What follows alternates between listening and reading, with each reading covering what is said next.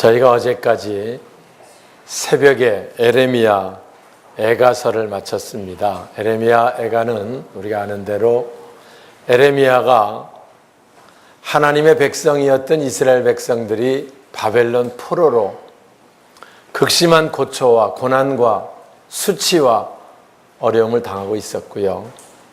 그래서 그 모습을 그리면서 슬픈 노래를 지어서 이제 불렀던 그 말씀이 바로 우리가 어제까지 읽었던 에레미야 애가서의 말씀입니다. 그들이 얼마나 거기 힘들고 어려웠던지, 하나님 내 고초와 재난, 그 쑥과 담즙을 좀 기억해 주세요. 바벨론 포로로 생활하는 그 삶이 얼마나 힘들고 얼마나 그 고초와 재난이 심한지 쑥과 재난을 먹는 것 같은 어려움 가운데 있습니다. 우리를 기억해 주세요 라고 우리 본문 19절은 시작을 하고요. 그러다가 내가 그 고난을 마음에 담고 있으면서 왜 우리가 이렇게 되었는지를 돌아보고, 다시 하나님 떠났기 때문에 이런 문제가 왔는데 하나님께 돌이켜야 되겠다고 하는, 몸은 돌이킬 수 없지만 포로 생활하니까 마음이 하나님께 돌아가니까 하나님 은혜가 새롭게 임하는 역사들이 와닿기 시작하고, 믿음으로, 아직은 현실로 이루어지지 않았지만 와닿기 시작하고, 그래서 그들이 이제 22절의 고백을 하는 거지요. 주보에 있습니다. 함께 읽을까요? 여호와의 인자와 시작.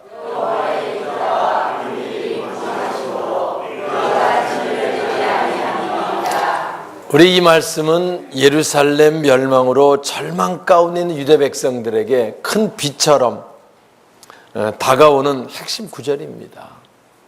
하나님의 인자와 긍휼이 무궁하심으로 우리가 지금 이렇게 포로 생활하고 이렇게 다 끝난 것 같은 막판에 와 있는 것 같지만 우리는 진멸되지 않을 것이다. 하나님께서 회복시킬 것이다 라고 하는 고백이고요. 믿음이었고요. 하나님은 그대로 우리가 아는 대로 바벨론을 전혀 상상하지 못할 방법, 바사 메대 연합군에 의해서 파멸시키시고 다시 그들이 예루살렘으로 돌아오는 해방의 기쁨을 맛보게 하셨던 것, 지난 주일에 우리가 같이 보았던 말씀입니다. 오늘 하나님께서 우리가 아무리 심한 어려움과 극한 고통 가운데 있고 좌절과 낙심 가운데 있다고 해도 하나님, 우리는 진멸되지 않는다. 하나님께서는 우리를 결국은 회복시켜 주실 것이다 라고 하는 희망의 메시지가 본문입니다. 사실 우리가 살아오면서 우리가 하나님께 했던 부분들 돌아보면 사실 믿는다고 하지만 엉터리였었고요. 적당히 할 때 많았고요. 불순종할 때 수없이 있었습니다.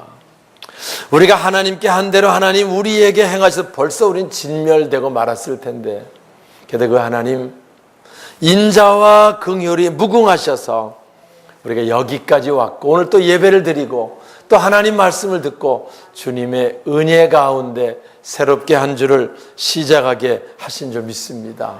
그래서 이 고백이 이들의 고백만이 아니고 우리의 고백, 우리 마음속에 정말 하나님 인자와 긍휼이, 하나님의 사랑이 무궁하심으로 우린 늘 그 은혜 가운데 삽니다라고 하는 고백, 우리들의 고백이 되어야 할 줄 믿습니다. 23절 볼까요? 23절 이것들이 시작.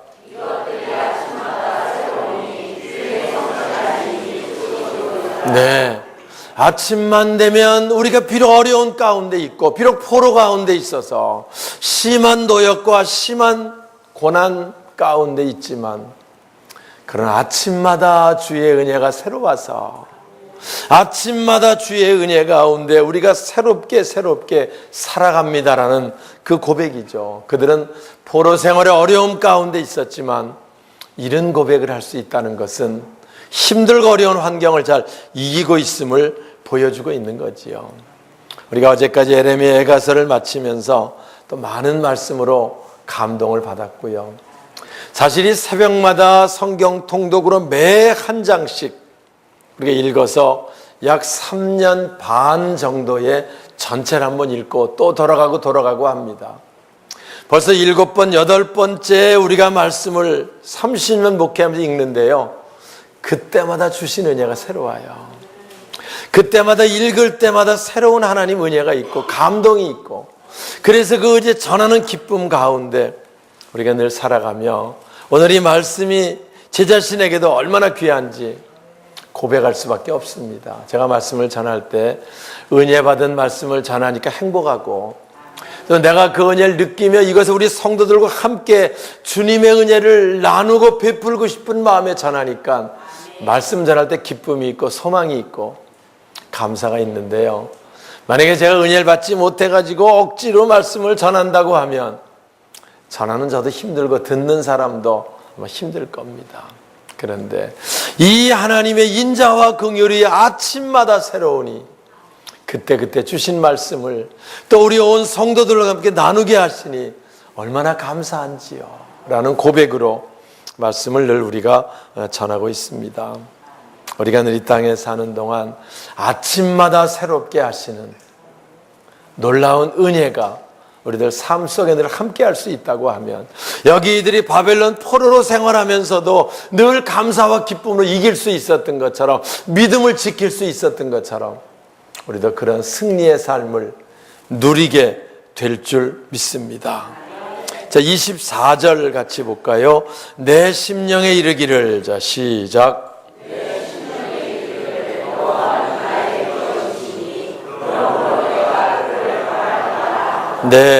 내 심령에 이르기를. 뭐라고 이른다는 겁니까?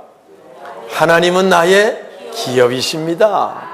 여호와는 나의 기업이십니다를 심령에 그들이 이루면서 어려운 과정들을 살고 있었다는 거지요. 하나님은 나의 기업이십니다.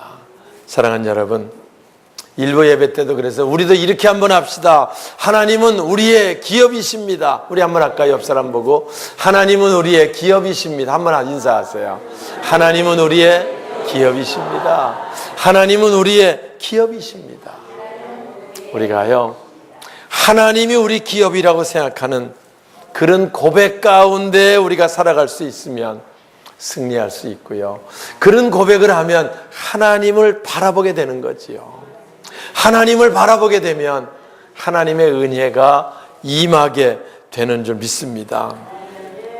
여기 보면 여호와는 나의 기업이시다. 우리 인사한 것처럼 우리 늘 심령 속에 고백하세요.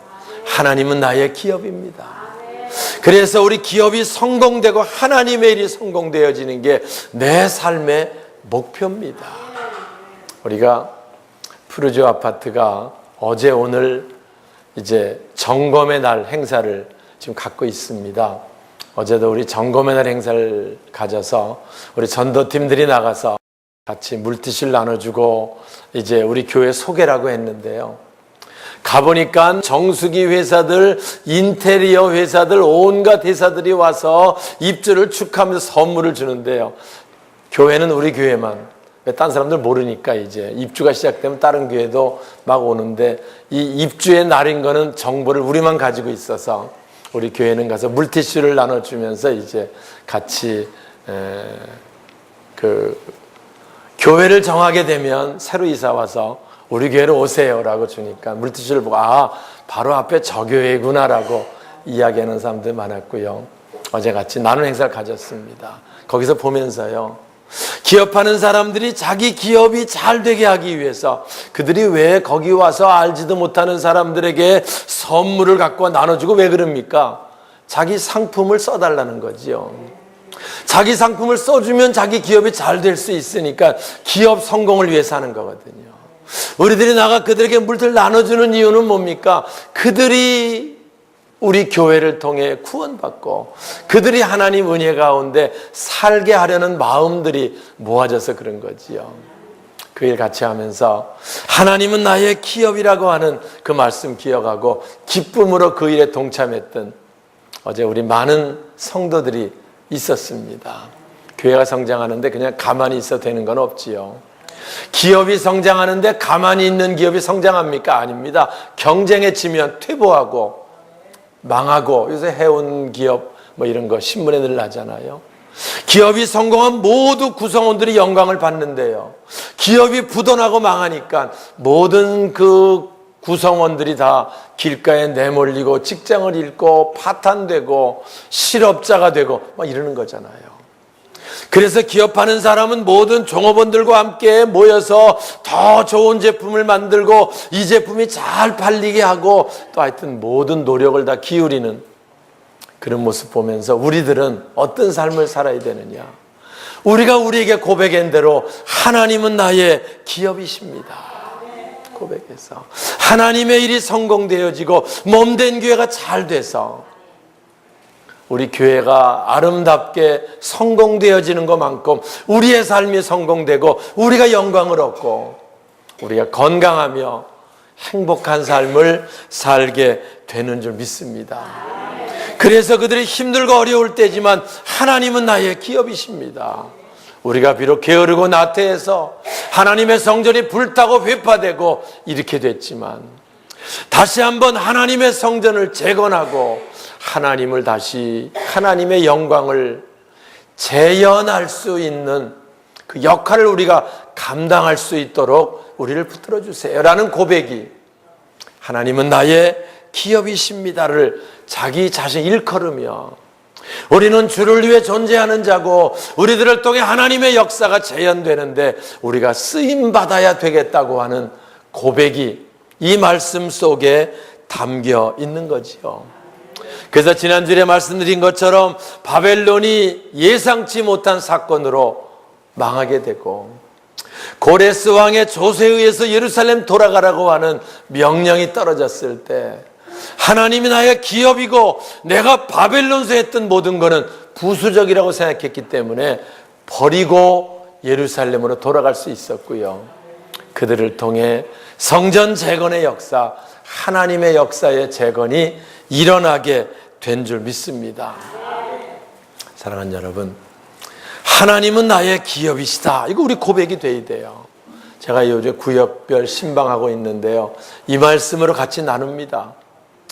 우리 구역은 하나님 줄로 재어준 아름다운 구역입니다. 우리 기업이 실로 아름답습니다라는 고백을 지금쯤 우리가 할 수 있어야 우리 구역이 성장했다는 모습이 되는 거고 교회가 성장해가는 모습이 구역을 통해 고백되어질 수 있는 겁니다. 우리의 구역은 우리의 기업입니다 라는 말씀으로 우리가 함께 신방으로 은혜를 나누고 있습니다. 오늘 우리 마음속에 늘 하나님은 나의 기업입니다. 우리의 구역은 우리의 기업입니다. 아름답게 세워져 가야 합니다. 우리 교회는 우리의 기업입니다. 우리 교회가 아름답게 세워지는데 우리들이 쓰임받을 수 있기를 원합니다라는 그 고백이 저와 여러분 우리 모두의 고백이 될 수 있기를 주님의 이름으로 축원합니다. 그러면 하나님이 우리들을 쓰셔서 우리들을 회복시키셔서 어려움 가운데 벗어나게 하셔서 하나님의 역사에 쓰임받는 주인공이 되게 하실 줄 믿습니다. 근데 우리가 믿는다고 하지만 사실 우리 삶을 돌아보면 세상에 있는 일이 항상 우선이고 하나님의 일이 부수적일 때가 많습니다. 전날 얘기를 해. 우리들이요, 어디 가서 직장 생활을 해도요, 직장은 부수적인 거고 하나님의 일이 줍니다라는 마음 가지고 있으면 하나님이 직장 생활도 잘 되게 하시고요, 아름답게 세워 가실 겁니다. 그런데 늘 하나님의 일은 부수고 세상 일이 우선이다 보니까 세상 일도 잘못돼서 쩔쩔매고 하나님의 일도 힘들어하고 이런 잘못된 삶을 살 때가 많거든요. 오늘 우리가 이 말씀을 들으며 하나님은 우리의 기업입니다. 다른 모든 건 부수적인 겁니다. 하나님의 일에 연관시켜서 하나님의 영광을 위한 목표로 살아갈 때 우리 하는 모든 일도 형통하게 하고 아름답게 하실 줄 믿습니다. 세계적인 철강왕 록펠러 여러분 아시죠? 어릴 때 무척 가난했습니다. 너무 가난하고 힘드니까 어머니가 록펠러에게 늘 하는 것이 하나님이 너의 기업이다. 그래서 하나님의 일에 우선하는 삶을 살아야 된다. 너는 너무 가난하니까 그 하나님 우선하는 삶으로 10의 1조 철저하게 드리는 목표로 살아라. 이게 록펠러 어머니가 록펠러에게 심었던 말씀이에요. 네가 가난에서 벗어나려면 10의 1조를 구별해서 하나님이 너를 축복하셔야 된다. 그래서 이 록펠러는 그것 최우선으로 살았고요. 그래서 수입이 생길 때마다 하나님 것 구별하는 목표로 살았고요. 나중에 하나님이 록펠러 축복하셔서 세계적인 대기업가가 되게 하셨고요. 록펠러 재단을 만들어 가지고 수많은 나라의 어렵고 힘든 이들에게 소망을 주는 그 일들의 그 재물이 쓰임 받도록 하는 그런 삶을 그가 살 수 있었던 겁니다. 부자 되는 거 목표로 사는 게 아니고 하나님이 기업으로 하나님의 축복 속에 사는 자가 되겠다고 하는 그 결심을 하나님 받으시고요. 록펠러를 통해 엄청난 일을 이루셨던 사건, 우리가 늘 우리 삶을 통해 또 많은 책들을 통해 또 우리 매체들을 통해 우리가 보고 있는 거지요. 우리가 이 땅에 사는 동안 하나님은 나의 기업이시다. 그걸 늘 우리 자신에게 일컬어주고요. 우리가 하나님의 일이 성공되어지는데 우리가 쓰임받는 결심으로 살아가면 그에게 건강이 필요하면 건강 주십니다. 그분이. 그에게 지혜가 필요하면 지혜 주시고 물질이 필요하면 당연히 주십니다. 그래서 우리들을 통해 아름다운 하나님의 역사들을 이루어가게 하실 줄 믿습니다. 그게 하나님은 나의 기업이다. 우리 직장 생활에도요. 그래서 우리는 먹고 살기 위해 하는 사람들이 아닙니다. 우리 먹고 사는 문제는 하나님이 다 알고 계셔서 다 채워주시겠다고 약속하고 있어요. 이 일들을 통해 영혼 구원이 세워지고 이 일들을 통해 그리스도의 사랑이 내가 있는 조직 속에 나뉘어지고 이 일들을 통해 그리스도의 선한 영향력이 함께 할 수 있는 그건 목표로 우리가 어디가 있든지 그 삶을 살 수 있다고 하면 하나님 우리들을 통해 놀라운 일들을 이루시고 우리의 삶도 록펠러와 같은 부요한 삶을 세워나가는 우리의 삶이 될 줄 믿습니다. 26절 사람이, 자 함께 읽겠습니다. 시작.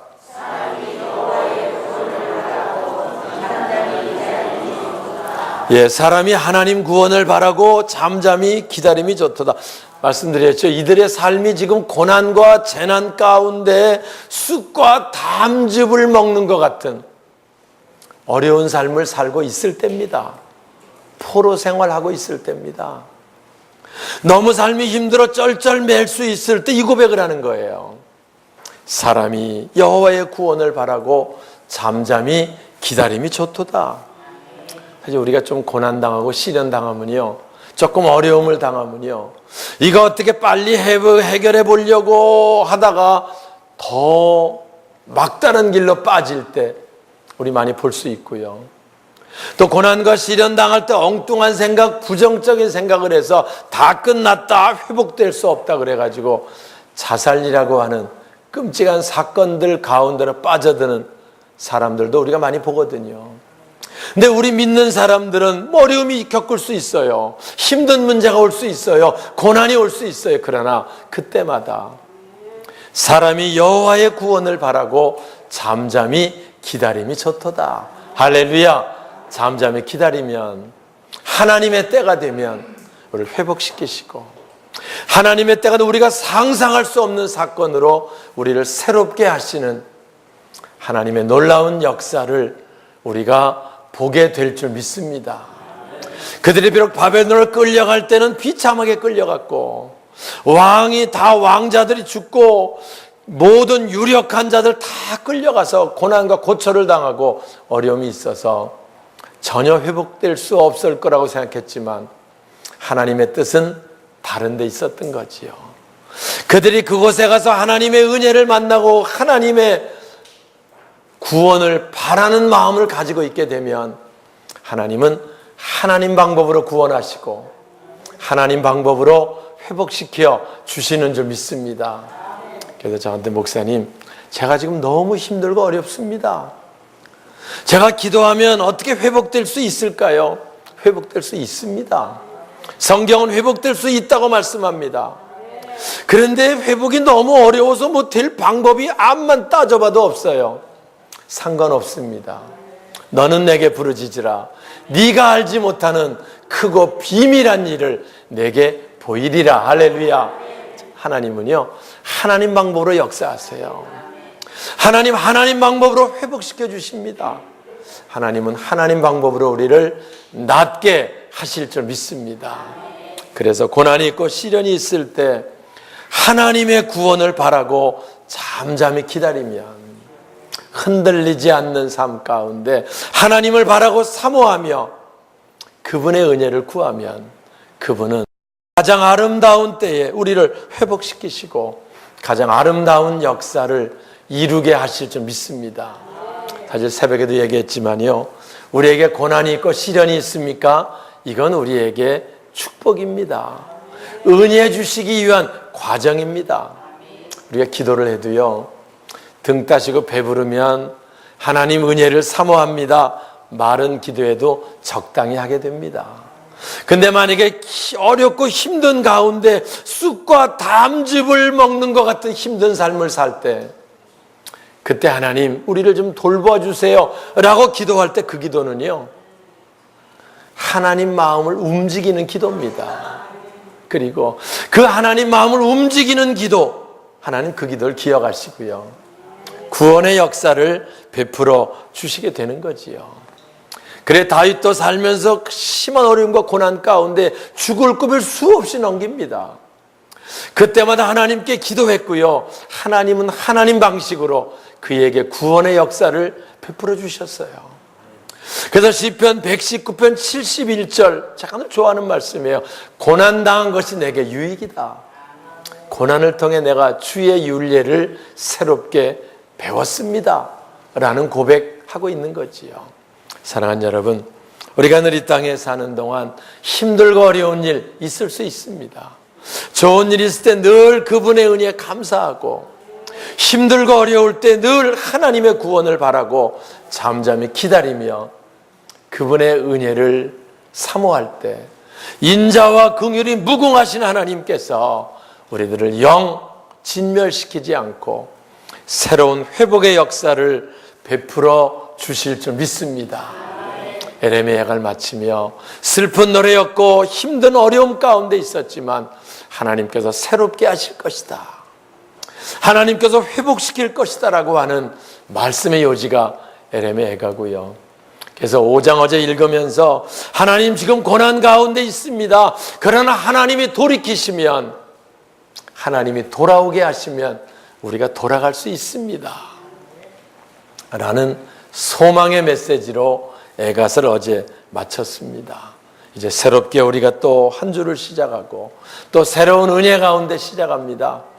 프로주 아파트 입주를 우리들이 바라보며 어제 오늘 지금 사람들 굉장히 많이 와서 내가 우리가 천국을 저렇게 사모하면 저 사람들이 2년 6개월 전에 분양을 받아놓고요, 2년 6개월 동안 돈 생기는 대로 다 갖다가 쓸 거 안 쓸 거 집어넣어가지고 이제 10월 14일이 입주 날짜고요, 이제 어제 오늘 점검의 날, 자기 사는 집이 과연 괜찮은 집인지 아닌지 들어가서 보는 날인데요, 표정들이 하나같이 밝고 하나같이 기쁘고 모든 소망 가운데 있는 모습을 보면서 우리가 천국을 저렇게 소망하면 천국 무조건 간다, 천국 가기 쉽다.